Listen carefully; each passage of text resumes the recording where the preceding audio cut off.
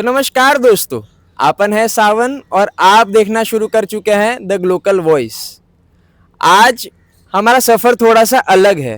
हम election campaign तो cover कर रहे हैं, पर ये इलेक्शन कैंपेन थोड़ा सा अलग है। आपको भी लग रहा होगा कि यार ये हाथ में माइक पकड़ के तो बैठा है, इनके बगल में कैंडिडेट भी बैठे हैं, है ना, पर माहौल इलेक्शन वाला नहीं लग रहा। क्योंकि हमें क्या है ना कि रील्स ने आदत डाल दी है नारेबाजी की, है ना, कैंडिडेट के पीछे कोई समर्थक खड़े होके नारे लगाए, इन आदतों की। पर जब मेरे लिए भी ये नया था, आपके लिए भी ये नया होगा कि डूसू का इलेक्शन तो है ही, हम वो कवर कर ही रहे हैं। पर आज हम आए हैं दिल्ली विश्वविद्यालय के साउथ कैंपस, क्योंकि हमें एक नई बात पता चली है कि दिल्ली विश्वविद्यालय का जो साउथ कैंपस है उसका छात्र संघ भी है, और छात्र संघ के इलेक्शंस अलग होते हैं। जो सिर्फ यहाँ पे रहने वाले या उससे ज़्यादा मैं कहूँगा यहाँ पे पढ़ने वाले बच्चे उसमें वोट डाल सकते हैं और कोई नहीं डाल सकता। तो ये मेरे लिए नई चीज़ थी, शायद आपके लिए भी होंगी, है ना। तो हमारा तो काम ही है कि नई नई चीज़ों को आप तक पहुँचाए। तो आज हमारे साथ ऐसे ही प्रेसिडेंशियल कैंडिडेट जय प्रकाश भैया हमारे साथ आज जुड़े हैं। अपने इलेक्शन कैंपेनिंग से काफ़ी टाइम निकाला है उन्होंने, तो उस चीज़ के लिए मैं उनका धन्यवाद करना चाहूँगा। कैसे हैं भैया? बहुत अच्छे हैं। हम अपना शुरुआत दो पंक्ति से करना चाहेंगे। पोरस को बता दो, सिकंदर को बता दो, कतरा है मगर समंदर को बता दो। हम जुल्म के आगे न झुके हैं न झुकेंगे, हम जुल्म के आगे न झुके हैं न झुकेंगे। आओ इस बात के इस समय के हिटलर को बता दो। नमस्कार साथियों, मेरा नाम जयप्रकाश है। मैं इसी दिल्ली विश्वविद्यालय दक्षिण परिसर का छात्र हूँ। साथियों, मैं यहाँ से प्रस्नातक कर रहा हूँ और ये कैंपस जो है, इस कैंपस में प्रस्नातक के बच्चे मतदान करते हैं। इस कैंपस में टोटल 19 डिपार्टमेंट हैं, जिसमें से 2 डिपार्टमेंट को अभी भी वोटिंग राइट्स नहीं है, बाकी 17 डिपार्टमेंट्स को वोटिंग राइट्स है। हम लोग जहाँ पे बैठे हैं वो आर्ट्स फैकल्टी के ब्लॉक के पास बैठे हैं, लेकिन यहाँ सिर्फ आर्ट्स फैकल्टी नहीं है, यहाँ पे साइंस फैकल्टी भी है। साइंस फैकल्टी है, पीछे में पीएम भी है, जेनेटिक्स डिपार्टमेंट्स हैं, माइक्रोबायोलॉजी है, आपका बायोफिजिक्स है, इलेक्ट्रॉनिक्स है, ओआर है, ऑपरेशनल रिसर्च है, मैथमेटिक्स है, एमबीए भी है। और सबसे बड़ी बात है, उसके पीछे आप जाएंगे इस कैंपस, क्योंकि ये कैंपस क्लोज कैंपस है, नॉर्थ कैंपस के जैसा ये ओपन कैंपस नहीं है। यहाँ पे क्लोज कैंपस है, तो इसके अंदर में ही 3 हॉस्टल हैं। 3 हॉस्टल हैं, उन तीनों हॉस्टल का बहुत महत्वपूर्ण वोट यहाँ पे पड़ते हैं। इसके पीछे एक एफएमएस है। जिस तरीके से नॉर्थ कैंपस में एफएमएस है, उसी तरीके से यहाँ पर भी एक एफएमएस है। मैनेजमेंट कोर्स हैं, साइंस ब्लॉक के बता दिया, आर्ट्स फैकल्टी का बता दिया। इस तरीके से यहाँ पे इलेक्शन का एक परंपरा है, लेकिन लोग जानते नहीं हैं, क्योंकि नॉर्थ कैंपस में जो चहलकदमी है वो बहुत अधिक होता है। मैंने भी ग्रेजुएशन में जब मैं नॉर्थ कैंपस में था तो मैं वहाँ पे देखा करता था कि कैंडिडेट के साथ अक्सर 20, 50, 100 लोग नारा लगाते हुए चल रहे होते हैं। लंबी लंबी गाड़ियाँ, लंबे लंबे लोग, सारे लोग आगे पीछे चलते रहते हैं। वही कैंडिडेट, वही माहौल होता है इलेक्शन का। लेकिन यहाँ पर काफ़ी शांतिपूर्ण तरीके से इलेक्शन होता है। यहाँ 1 to 1 बच्चों से मिलना होता है, लोगों से कनेक्शन बनाना होता है, तब जाकर आपको वोटिंग होती है। यहाँ पर हर एक व्यक्ति दूसरे को जान रहा होता है, क्योंकि यहाँ जो बच्चे पढ़ने आते हैं वो हमेशा किसी न किसी माध्यम से वो एक दूसरे से मिलते रहते हैं। तो यही है कि कैंपस में आप तभी इलेक्शन कंटेस्ट करिएगा जब आप एक दूसरे से पर्सनल रिलेशन आप बना पाएँ। धन्यवाद। आप देख सकते हैं कि भैया ने बहुत ही बढ़िया तरीके से हमें ये बताया है कि नॉर्थ कैंपस और साउथ कैंपस, इसमें बेसिक फ़र्क क्या है। वैसे तो हमारे सभी दर्शक जान ही रहे होंगे कि ये फ़र्क क्या है, पर फिर भी मैं और एक बार मैं भी रिपीट कर देता हूँ कि ये फ़र्क क्या है, ताकि आप ये समझ जाएं कि फ़र्क क्या है। नॉर्थ कैंपस ऐसी कोई चीज़ होती नहीं है, क्योंकि जब पहली बार डीयू बनी है ना, कॉलेजेस पहले बन चुके थे काफ़ी, उसके बाद डीयू बनी है, तो वो यूनिवर्सिटी कैंपस कहा जाता है। अब ये साउथ दिल्ली में है और वो नॉर्थ दिल्ली में है, इस वजह ये भी एक रीज़न है कि उसको नॉर्थ कैंपस कहा जाता है और साउथ कैंपस कहा जाता है। नॉर्थ कैंपस जो है ना, वो अभी जैसे कि भैया ने कहा कि कोई क्लोज्ड गेटेड कम्युनिटी टाइप का नहीं है। वहाँ पे कॉलेजेस भी है, वहाँ पे डिपार्टमेंट्स भी है, वहाँ पे फैकल्टीज़ भी है, सब कुछ है। पर हम जब साउथ कैंपस की बात करते हैं तो आम जनमानस को क्या लगता है कि साउथ कैंपस हम शुरू कर देंगे ARHD से, जिसका फुल फॉर्म होगा आत्माराम सनातन धर्म कॉलेज, और यहाँ पे आप चले जाइए मोतीलाल तक। है ना। तो ये आम तौर पर लोगों को लगता है कि ये साउथ कैंपस है, पर हम जिस जगह पे इंटरव्यू ले रहे हैं ये वो साउथ कैंपस नहीं है, ये साउथ कैंपस का भी मेन कैंपस है, यानी कि जो ओरिजिनली बना है हम वहाँ पे बैठे हैं। मैं सही कह रहा हूँ भैया? हाँ, आप सही बता रहे हैं।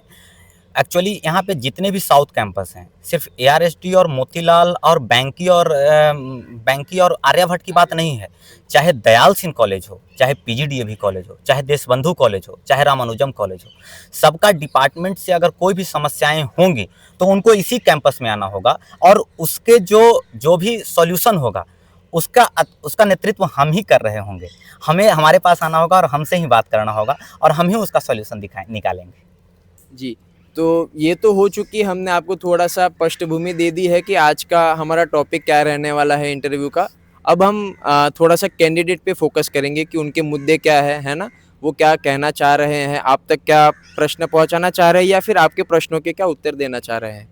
तो सबसे पहले तो भैया मेरा, किसी भी मैं कहीं पे भी इंटरव्यू लेने जाऊँ, पहला क्वेश्चन ये रहता है कि कोई भी कैंडिडेट रहता है तो मुझे लगता है कि उनके वोटर्स को थोड़ी सी उनकी पृष्ठभूमि के बारे में पता होना चाहिए। जी। तो मेरा भी आपसे पहला सवाल यही है कि आपकी पृष्ठभूमि के बारे में बताइए। पृष्ठभूमि से मेरा मतलब है कि आप जब स्कूल टाइम पे थे तब आपके फेवरेट सब्जेक्ट्स क्या थे, है ना, आपने कहाँ से पढ़ाई की है, आप कहाँ से हैं, ये सब बारे में आप अगर थोड़ी सी जानकारी दे पाए अच्छा होगा। मेरा जन्म तो बिहार के जहानाबाद ज़िला में हुआ है।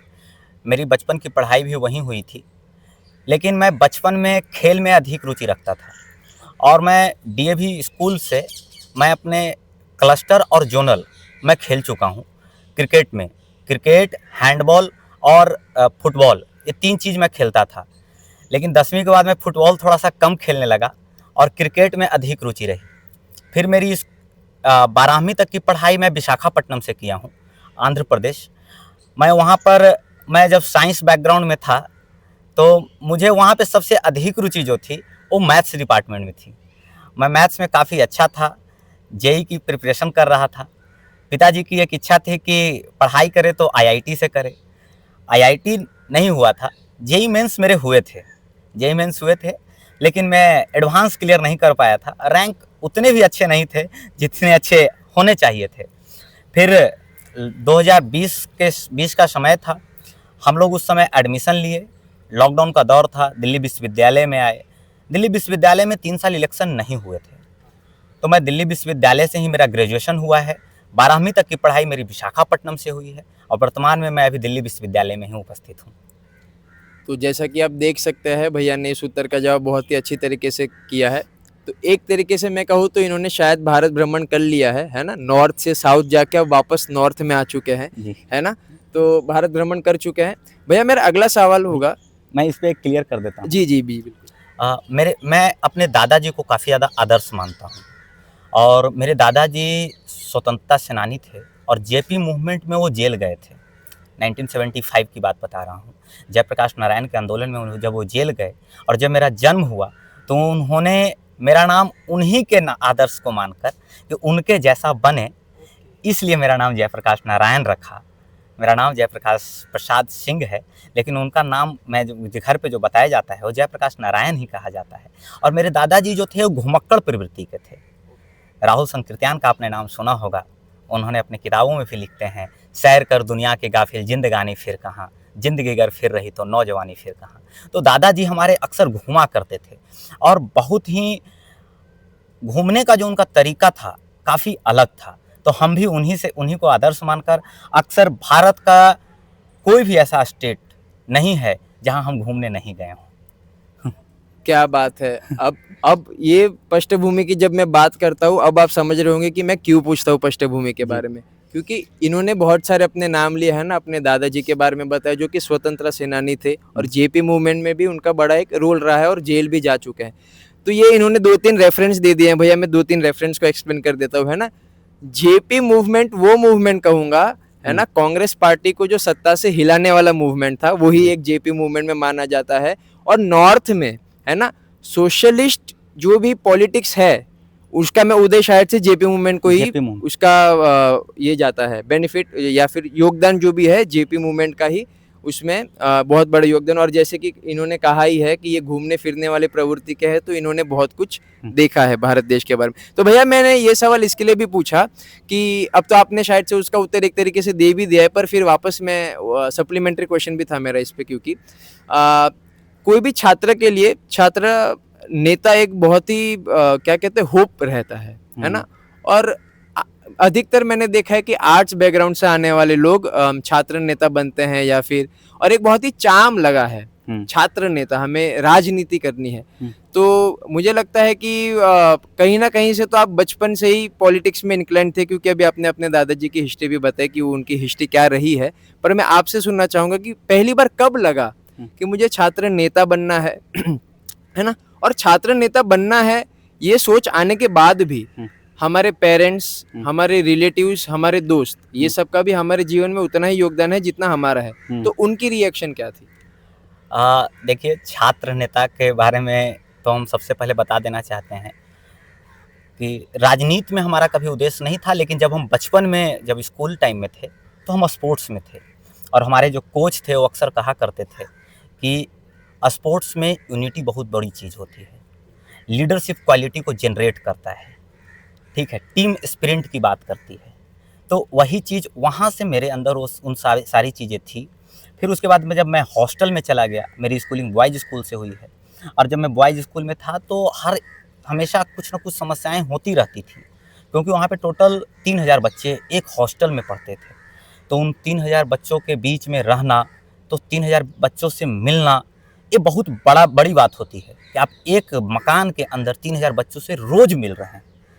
तो वहाँ से इन सब चीज़ों की आई। लेकिन जब मैं दिल्ली विश्वविद्यालय में आया और दक्षिण परिसर में आया, तो मैं इससे पहले मैं नॉर्थ कैंपस में एक्टिव था, क्योंकि मेरी ग्रेजुएशन वहीं से हुई थी, तो मैं वहीं पर रहता था। तो जब मैं वहाँ पे था तो मैं इन सब चीज़ों को देखते रहता था। और संजोग से या फिर ईश्वर की कृपा कहें, हमारे एक रूममेट मिले, और वो काफ़ी मतलब कि राजनीतिक रूप से काफ़ी सक्रिय हैं, सिद्धार्थ पराशर। मैं उनको भैया बोलता हूँ, यहाँ पे मैं सिद्धार्थ पराशर नाम ले रहा हूँ। सिद्धार्थ पराशर भैया, उन्होंने मुझसे एक बार कहा ग्रेजुएशन में कि छात्र नेता बनने से पहले छात्र बनो, तब नेता बनो। जब तुम छात्र बन जाओगे तभी तुम नेतृत्व कर पाओगे छात्रों को। तो वहाँ से भैया ने इन सब चीज़ों को बताया, लेकिन मुझे कभी राजनीति करने की इच्छा नहीं थी। जब मैं लेकिन दक्षिण परिसर में जब आया, और जब मैं हॉस्टल में यहाँ पे रह रहा था, और जब मैं इस कैंपस को देख रहा था, तो मैं देखा कि यहाँ पे इस कैंपस में हर चीज़ में तानाशाही है, हिटलर मानसिकता के लोग रह रहे हैं, कॉलोनियल माइंडसेट के लोग यहाँ पे जीवित हैं। आप किसी भी चीज़ को कर रहे हैं, जैसे यहाँ पे अभी हम लोगों ने देखा है, उदाहरण है, आपने साक्षात देखा कि हम लोग पॉडकास्ट करने के लिए भी यहाँ पे हम लोग परमिशन ले रहे थे, तो बोल रहा है कि कैंपस में परमिशन नहीं है। बताइए, छात्रों का कैंपस है और परमिशन हमें कोई और देगा? ये कैंपस छात्रों का है कि उस एडमिनिस्ट्रेशन का है? छात्र तय करेगा ना कि कहाँ पर क्या होगा। तो इन सब चीज़ों को लेकर जब मैं इस कैंपस में था, तो इन्हीं सब मुद्दों को देख रहा था। और जब मैं पिछले साल जो यहाँ त्यौहार हो रहे थे, खास करके मैं सबसे ज़्यादा मुझे बुरा लगा होली के त्यौहार में, कि होली के त्यौहार में गर्ल्स कैंपस से लोगों को निकलने नहीं दिया गया, गेट बंद कर दिए, कर्फ्यू जैसा माहौल बना दिया।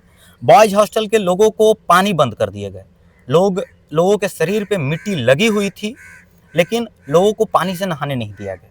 उन लोगों को बोल दिया गया कि पानी नहीं चालू होगा। शाम तक लोग जहाँ तहाँ पानी के लिए भटक रहे थे इस कैंपस के अंदर, काफ़ी बड़ा कैंपस है। तो इन सब जो तानाशाही रवैया है, और ये जो मानसिकता है, जो अभी भी आज़ादी के बाद भी कॉलोनियल माइंडसेट से जो जी रहे हैं, उसके खिलाफ मुझे लगा कि नहीं, मुझे आना चाहिए। क्योंकि मैंने जब देखा था, मैं अदर कैंपसेस में मैं जाते रहता था, मैं दिल्ली विश्वविद्यालय के सारे कॉलेजेस में मैं गया हूँ, मैं देखा कि कहीं भी इस तरीके का नहीं है, लेकिन यहाँ पर भी ख़त्म करना चाहिए। इसका कोई ना कोई तो आखिर लेगा। तो मैंने ही उसका सबसे पहले नेतृत्व किया। मैंने कहा कि नहीं, इस चीज़ को मैं ख़त्म करूँगा, और इसके लिए मैं साउथ कैंपस से चुनाव लड़ने का मैंने फैसला लिया। जी भैया, जैसा कि आपने बताया इन्होंने, और आपने सुना भी होगा कि इन्होंने काफ़ी मुद्दे अपने गिना भी दिए हैं इसमें, पर हम मुद्दे वाले प्रश्न पे भी जाएंगे। पर मैं थोड़ा सा, अब एक पर्सनल क्वेश्चन है भैया, इस पर्सनल इन द सेंस कि जब आप छात्र नेता बनते हैं, है ना, तो आप नेता तो बन जाएंगे, पर आपको सपोर्ट भी चाहिए होता है। और मुझे लगता है कि सबसे पहला सपोर्ट देने वाला व्यक्ति जो होंगे वो हमारे माँ बाप होंगे, जी है ना। उसके बाद जो आएंगे वो हमारे करीबी मित्र होंगे। हम्म, तो उनके बारे में बताइए कि उनका रिस्पॉन्स कैसा था जब आपने पहली बार उन्हें कहा कि यार मैं थोड़ा सा इलेक्शन लड़ने की सोच रहा हूँ या फिर छात्र नेता बनने की सोच रहा हूँ, तो उनका रिएक्शन मैं जानना चाहूंगा भैया। आ, पिताजी को तो मैंने नॉमिनेशन के दिन ही बताया था कि, और मैं नॉमिनेशन भरने से लगभग लगता है कि 1 घंटा पहले मैंने उनसे कहा कि मैं जा रहा हूँ चुनाव लड़ने। तो उन्होंने कहा कि चुनाव लड़ोगे? तो हमने कहा है कि हाँ, हमने नॉमिनेशन का फॉर्म ले लिया है और उन्होंने भर दिया है। तो पिताजी मेरे काफ़ी सरल स्वभाव के हैं। उन्होंने कहा कि ठीक है, चुनाव लड़ रहे हो तो अच्छे से लड़ो, किसी चीज़ के बारे में सोचना मत, अब 10 दिन अच्छे से इलेक्शन के बारे में देख लो। फिर मैंने जब नॉमिनेशन भर के आया तो मैंने अपने मम्मी को बताया। मम्मी ने मुझे पर्सनली कॉल भी शाम में किया और उन्होंने कहा कि पापा कुछ बता रहे थे, क्योंकि हम लोग जहाँ से आते हैं उनका टोन ऐसा ही होता है, मगध क्षेत्र से हम आते हैं। तो उन्होंने कहा कि मैं उसी टोन में बताता हूँ, क्योंकि मम्मी मेरे ग्रामीण परिवेश से आती हैं। तो उन्होंने कहा कि पापा कही थल तुम चुनाव लड़ी थी? तो हम कहें कि हाँ मम्मी, चुनाव तो लड़ रहे हैं।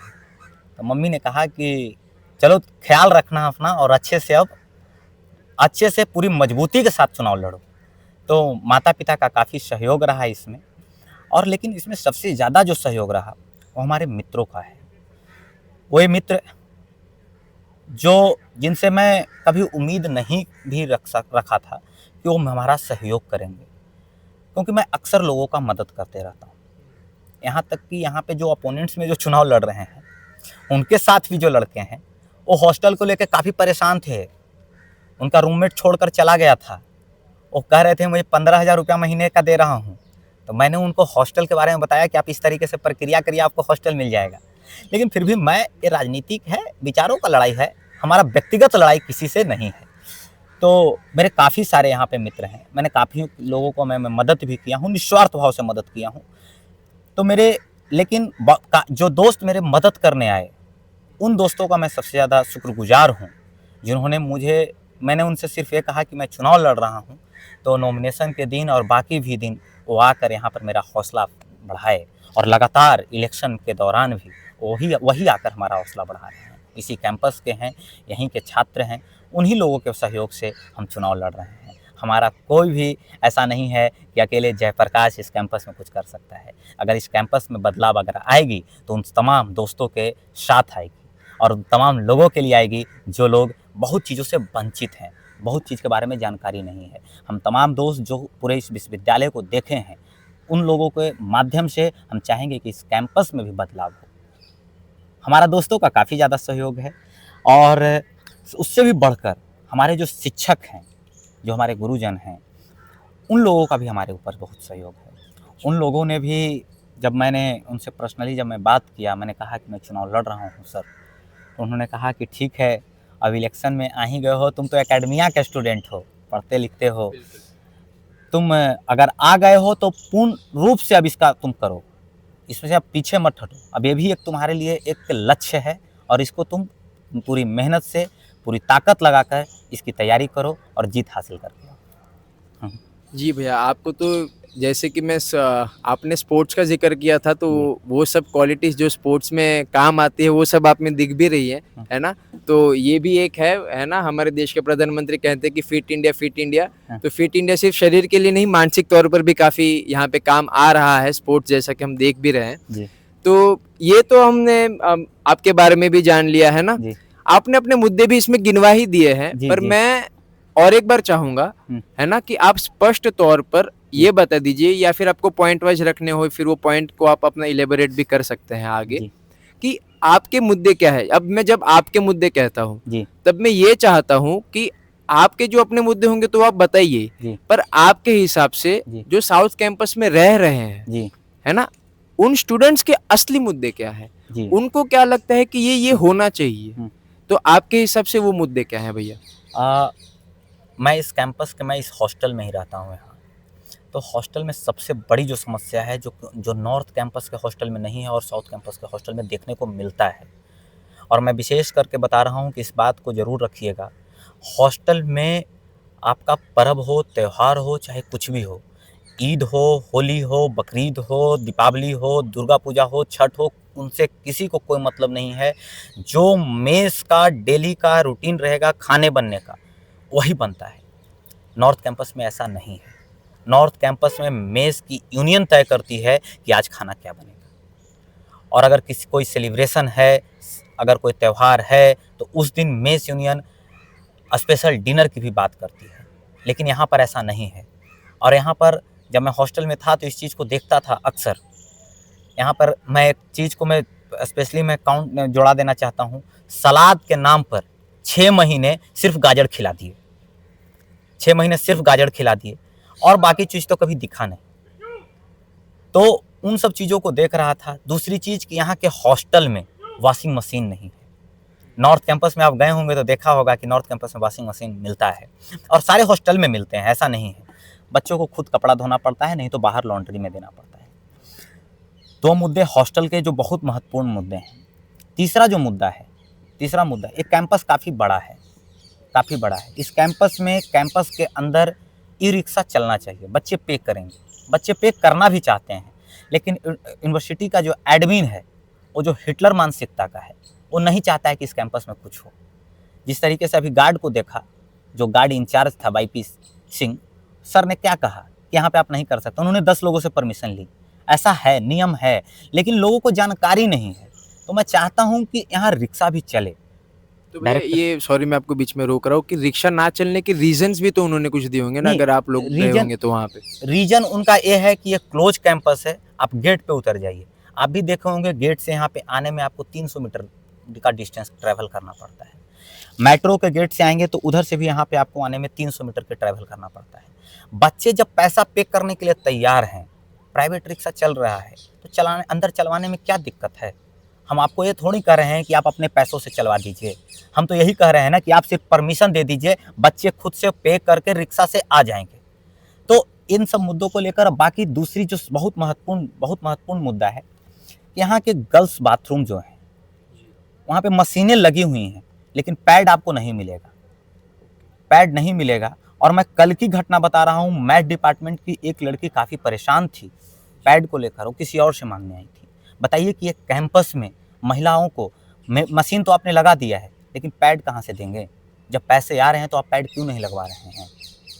गर्ल्स हॉस्टल है यहाँ पर, गर्ल्स हॉस्टल में क्लोज कैंपस आपने देखा, इतने सारे गार्ड हैं, आपको हर 10 कदम पे गार्ड दिख जाएंगे।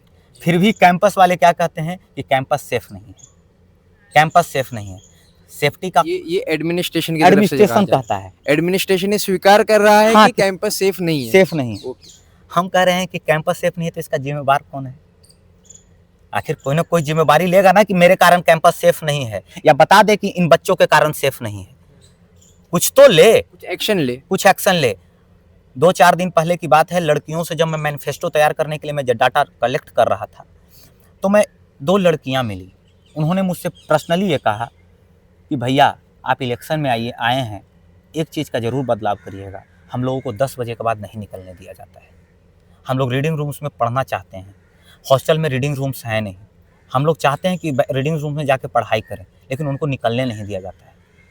दूसरी जो सबसे बड़ी चीज़ उन्होंने बताया कि हम जब हॉस्टल में रहते हैं, तो हॉस्टल से हम लोगों को अगर लेट आते हैं तो हमारे ऊपर एक्शन ले लिया जाता है। अच्छा भैया, ये लेट का भी कुछ तो रहता है ना, कि इतने ही 10 लेट बजे मिलेंगी आपको। नहीं, मैं कह रहा हूँ कि महीने में कुछ तो रहता है कि इतने टाइम ही। अच्छा, फिक्स है कि 10 बजे आपको अंदर आ ही जाना 10 बजे तक आपको आ जाना है, 10 बजे तक आ जाना है, नहीं तो आपको किसी से परमिशन लेना पड़ेगा। अच्छा, ये इसकी प्रोसेस क्या होती है भैया। प्रोसेस प्रोवोस्ट से आप लीजिए, वार्डन से लीजिए। अब बताइए कि एक मास्टर्स का स्टूडेंट, जो लड़कियां मास्टर्स में आकर पढ़ रही हैं, जो खुद से सारा चीज़ तय कर रही हैं, अपने कैरियर में क्या उनको करना है ये डिसाइड कर ले रही हैं, लेकिन उनको कहाँ जाना है, कहाँ आना है, उसका डिसीजन प्रोवोस्ट और वार्डन करेगा। ये इस कैंपस का सबसे बड़ा जो मैं बेसिक देख रहा हूँ। और जब मैं साइंस ब्लॉक में जाता हूँ, क्योंकि हर यहाँ पे बहुत सारे डिपार्टमेंट हैं, तो हर डिपार्टमेंट का अलग अलग मुद्दा है। तो साइंस डिपार्टमेंट में जाता हूँ तो साइंस डिपार्टमेंट की जो लड़कियां हैं और लड़के हैं, उनका जो सबसे बड़ा मुद्दा है कि इस कैंपस में एक स्टेशनरी शॉप और फोटोकॉपी शॉप होना चाहिए। फोटोकॉपी शॉप है इस कैंपस में, लेकिन वो मार्च में बंद करा दिए गए थे। मार्च में बंद करा देने के बाद उसको दोबारा चालू नहीं कराया गया। जो हमारे पिछले यूनियन थे उन्होंने क्या किया नहीं किया मैं उस पर सवाल जवाब नहीं करूँगा। मैं ये कहना चाहता हूँ कि जब मैं आऊँगा तो मैं उसे चालू करवाऊँगा, ऐसे एक स्टेशनरी शॉप भी लगवाऊँगा और इस क्लोज कैंपस है तो यहाँ पे एक दुकान भी होनी चाहिए जिससे लोग आकर खरीद सकें। ये जो हिटलर मानसिकता के लोग जो यहाँ पे जी रहे हैं ना, उससे मैं निजात दिलाना चाहता हूँ। मैं उनसे लड़ूंगा, मैं तब तक लड़ूंगा।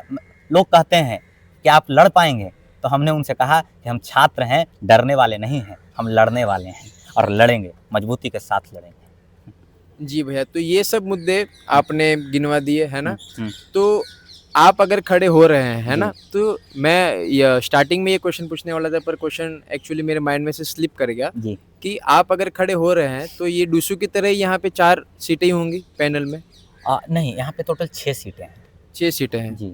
4 तो एक हो गया president, vice president, secretary, joint secretary, बाकी 2 सीसी है क्या? 2 सीसी हैं यहाँ पे। President, vice president, secretary, joint secretary, 2 CC हैं। यही यहाँ पर का मेन पैनल बनता है। तो भैया जो ये पैनल है ना, तो आपकी पूरी पैनल एक साथ है या फिर आप अकेले अपने प्रेसिडेंट का चुनाव लड़ रहे हैं? नहीं, हम पूरे पैनल के साथ हैं और हमारी पूरी पैनल इसमें मेहनत कर रही है। हमारे पैनल का नाम है टीम आगाज। आगाज। और वही पैनल हम लोग चाह रहे हैं कि जो उसमें वे लोग हैं जो पहले से भी नेतृत्व कर चुके हैं। एक हमारे पैनल में एक लड़का है जो वाइस प्रेसिडेंट पे कंटेस्ट कर रहा है, अभिषेक नाम है उसका। वो पहले से भी जॉइंट सेक्रेटरी के लिए कंटेस्ट कर चुका है ARST में, और ARST में उसने सब बेहतरीन फेस्ट कराए थे। आपने देखा होगा 2023 में और 24 में ARST में सबसे बेहतरीन फेस्ट हुए थे। उसका फेस्ट का श्रेय जो हमारे पैनल का लड़का है उसने ही करवाया था। और हम इस चीज़ को आपको इंश्योर कर देना चाहते हैं कि अगर हम इस कैंपस में आएंगे तो इस कैंपस में चाहे एडमिनिस्ट्रेशन कहीं भी रहे, जिस तरीके से यहाँ पे बैठने का भी परमिशन लेना पड़ा तो हमने परमिशन ले लिया, उसी तरीके से हम फेस्ट भी कराएंगे और फ्रेशर भी कराएंगे। हम डरेंगे नहीं। बिल्कुल, ये भी एक मुद्दा है क्योंकि पढ़ाई जितनी ज़रूरी है उसके साथ साथ मौज और मनोरंजन भी उतना ही ज़रूरी होता है ना, थोड़ा सा रिलैक्स करने के लिए। क्योंकि 3 साल पढ़ने के बाद 2 साल पढ़ना है ना, ये घर की तरफ से भी थोड़ा बहुत प्रेशर होता ही है कि यार अब कब तक है ना, अब कब तक, इस वजह से फिर तो आप बिल्कुल सही कह रही हैं है ना कि पढ़ाई के साथ साथ मौज और मनोरंजन भी जरूरी है। कि फेस्ट होना, फ्रेशर्स होना, ये सब एक कॉलेज का पार्ट है। अभी नहीं करेंगे तो कब करेंगे। तो आपने तो अपने सब मुद्दे गिना दिए और बहुत ही अच्छा लगा भैया आपसे बात करके। और मेरे लिए तो ये बहुत नई चीज़ थी कि साउथ कैंपस में भी इलेक्शन होते हैं जो कि अलग है। क्योंकि अब तक तो हमें यही बताया गया कि जो असली DU है, अब साउथ कैंपस में पढ़ने वाले बच्चे कमेंट्स में मुझे कुछ कहे ना, पर मानिए या ना मानिए लोग यही मानते हैं कि जो भी असली DU है वो नॉर्थ कैंपस है। साउथ कैंपस को वो ऐसे मानते हैं कि यार वहाँ पे जगह नहीं थी तो इसे बना दिया। ये मैं मजाक कर रहा था क्योंकि इंटरव्यू थोड़ा सा ज़्यादा सीरियस हो रहा था, तो मैंने सोचा कि मैं आपको अपने पकाओ और बोरिंग जोक्स मार के थोड़ा सा हंसा दूँ, है ना। तो दर्शकों, जैसा कि आपने इस लिस्ट में, नो योर कैंडिडेट्स वाली लिस्ट में आज के हमारे कैंडिडेट्स के या फिर हमारे जो कैंडिडेट हैं उनके ख्यालों को, उनके विचारों को और उनके मुद्दों को सुना है ना। तो साउथ कैंपस में जो लोग ये वीडियो देख रहे हैं, मैं आशा करता हूँ कि उसमें से बहुत सारे वोटर्स भी रहेंगे, है ना। तो वोटर्स सिर्फ मेरे कहने पे नहीं, है ना, अपनी जो आत्मा कह रही है, इनके जो मैंने जो सवाल पूछे, इन्होंने जो जवाब दिए, उस बेसिस पे आप वोट करिएगा, है ना। और वोट देने ज़रूर जाए, है ना। बहुत सारे बच्चे ये करते हैं कि यार हमें क्या है, इलेक्शन हो रहा है तो होने दो, हमें कौन सा फ़र्क पड़ रहा है। पर आपको ये राइट मिला है ना। तो बहुत सारे लोगों को नहीं मिला है, तो आपको ये मिला है तो आप इसका ज़रूर इस्तेमाल कीजिएगा। तो दर्शकों, आज के लिए बहुत बहुत धन्यवाद देखने के लिए। आइए हम आगे बढ़ेंगे अगली चर्चा में। ठीक, धन्यवाद। धन्यवाद। मेरा नाम जयप्रकाश है। आप लोग आइएगा वोट करने ज़रूर 18 तारीख को। बैलेट नंबर 1 है हमारा। ओके, धन्यवाद।